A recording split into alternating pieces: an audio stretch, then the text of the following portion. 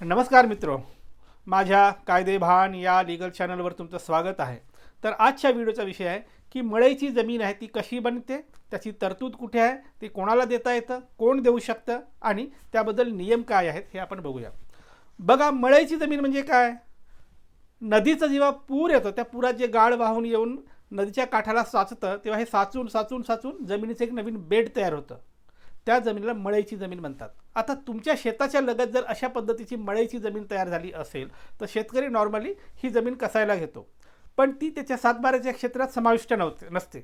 मग मळईची जमीन जर आहे तुमच्या शेताच्या लगत आणि तुम्ही अनेक वर्षापासून कसत आहात तर ती जमीन तुमच्या सातबाऱ्याला जोडून घेता येतं अशी तरतूद आहे. ही तरतूद कुठे आहे? महाराष्ट्र जमीन महसूल अधिनियमच्या सेक्शन 32 मध्ये ही तरतूद आहे मळईच्या जमीनची.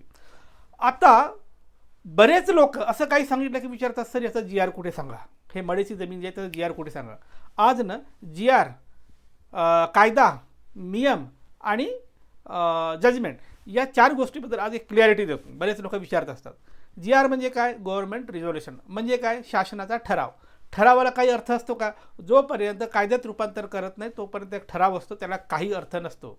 म्हणजे आता जरांगीला दिला ना जी आर, गव्हर्नमेंट रिझोल्युशन, तो शासनाचा ठराव आहे, कायदा नाही आहे. असंच हे ठराव असतात. त्याच्यामुळे मी एखादी गोष्ट सांगतो ती कायद्यातली सांगतो. मुळात आधी ठराव होतो, नंतर कायदा होतो. मी कायदा आहे असं सांगितल्यावर लोक म्हणतात, अच्छा असं कायदा आहे का, मग याचा ठराव दाखवा. अरे कायद्यात रूपांतर आहे, ठरावाची गरज कशाला पाहिजे तुम्हाला? त्याच्यामुळे जे लोक जी आर मागतात ना त्यांनी हा कन्सेप्ट समजून घ्यावा की मी सांगितलं की कायदा आहे तर त्याला जी आर लागत नाही. हां, नुसतं जी आर आहे असं जर सांगितलं तर मग तुम्ही विचारू शकता की अच्छा हा जी आर आहे का, म्हणजे शासनाचा ठराव आहे का, मग या ठरावाच्या आधारे कायदा बनला का, ॲक्ट बनला का तो सांगा, असं तुम्ही विचारा. पण मी ॲक्ट सांगितल्यावर जी आर नका विचारू. तर हे झालं जी आर आणि तुमच्या कायद्यातील गोंधळ. आता अजून 2-3 महत्त्वाच्या गोष्टी असतात.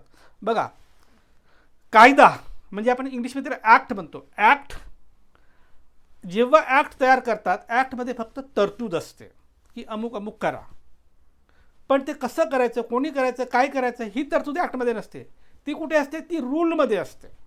नंतर रूल तयार होतात. आधी ॲक्ट तयार होतो, नंतर रूल तयार होतात.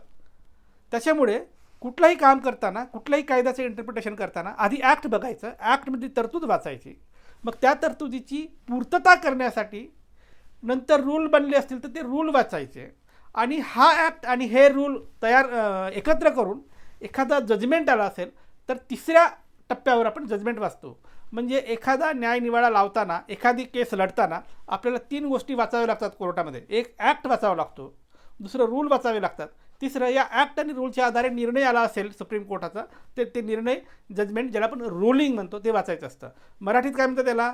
ॲक्टला आपण अधिनियम म्हणतो, कायदा नाही म्हणत. कायदा हा मराठी शब्द नाही, मराठी शब्द आहे अधिनियम. ॲक्टला अधिनियम म्हणतो. एकदा अधिनियम आला की त्याच्या आधारे नंतर रूल तयार करतात, रूलला आपण नियम म्हणतो. म्हणजे आधी अधिनियम बनतो, त्याच्या आधारे नंतर नियम बनतो. आता अधिनियम आणि नियमाच्या आधारे केस लढून जे जजमेंट येतं सुप्रीम कोर्टात, ठीक आहे, त्याला आपण रुलिंग म्हणतो किंवा जजमेंट म्हणतो. तर आत्ता आपण खालच्या पातळीवर लढताना या 3 गोष्टी वाचतो: अधिनियम, त्याच्या आधारे बनवले गेलेले नियम, आणि अधिनियम आणि नियमाच्या आधारे जे जजमेंट आलं ते जजमेंट आपण वाचतो आणि मग आपल्या केसचं मेरिट ठरवतो आणि केस जिंकतो किंवा हारतो, जे काय ते होतं. तर असं ते सूत्र आहे. तर जी आर करून जे नेहमी लावतात ना टुमणं, त्यांनी हे कन्सेप्ट समजून घ्यावं. जी आर काय आहे, अधिनियम काय आहे, नियम काय आहे आणि जजमेंट काय आहे. तर हा वेगळा विषय होता, ते सांगणं याच्यासाठी महत्त्वाचं होतं, कारण काही सांगितलं की ते जी आरचं टुमणं लावतात म्हणून मी ह्या सांगितलं. तर परत आपल्या मूळ विषयावर येऊया. मूळ विषय काय आहे? मूळ विषय आहे की मळईची जमीन कुठे आहे?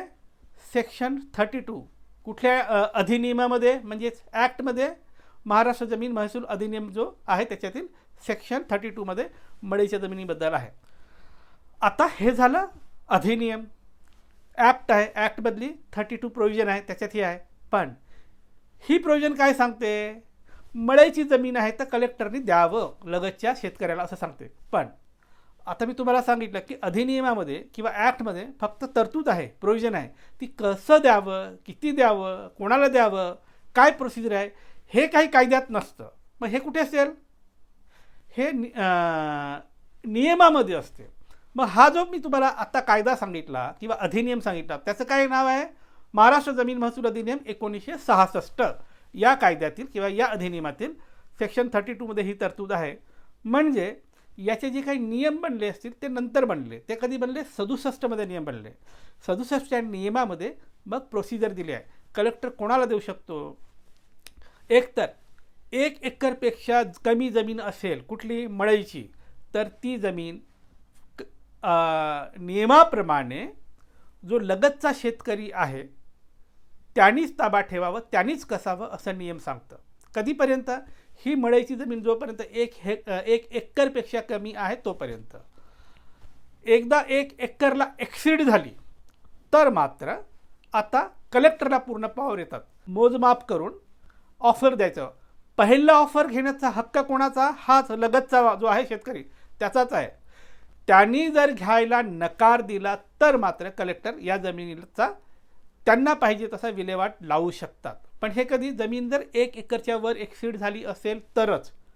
1 एकरच्या वर गेली नसेल, त्याच्या खाली असेल तर मात्र ही जमीन नियमाने बाय डिफॉल्ट त्या लगतच्या शेतकऱ्याकडेच असते. त्याचा ताबा असतो, तोच त्याचा भोगवटादार असतो. असं नियम आहे. अधिनियमामधील ही तरतूद आणि नियमामधील ही प्रोसिजर.